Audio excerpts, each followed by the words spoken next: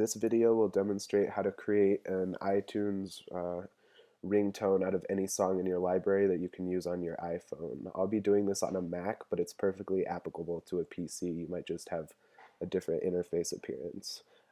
So the first step is to get a computer that has iTunes on it, and then you're going to need to go to iTunes and pick a song that you want to use as a ringtone. I'm using Be Real by Kid Ink. You're going to want to listen to the song because a ringtone can only be 30 seconds maximum, so you're going to want to find the 30-second section that you want to play and identify the second in the song where that section begins. So for my purposes, I like the beginning of this song, so I'm just going to start at 00.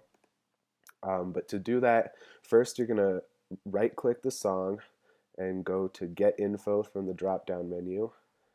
Then you'll select the Options tab in this menu, and you'll see the start and stop times are modifiable. So you're going to select the section you chose. Like I said, I'm just doing the first 30 seconds of the song. Click OK, and then you're going to want to right-click it again and go down to Create AAC Version. So as you can see, this created another version of it right here that's only 30 seconds long. So one caution that you need to be aware of is if you don't go back and re-edit the original song, then anytime you play it, it'll only play that 30-second section. So you just want to uncheck that and return the original version to its original state. And then click OK again. If you don't see a Create AAC version option from the drop-down menu, that could be because your iTunes preferences are wrong.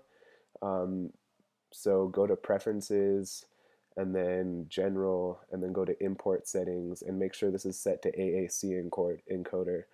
Some computers can be set to MP3 or whatever, so just make sure it's set on that and nothing else, and select OK. Once you've made sure all those settings are correct, right-click Be Real again, or the song you chose, and select Show in Finder from the menu. You're going to want to find the version that's smaller. You can see this one's 1 megabyte, and it's a different format than all the other ones. And you're going to click on the name and change the file type by changing it from M4A to M4R. This will put it in a ringtone format so it's compatible with your phone. Select Use M4R, and then it'll change that.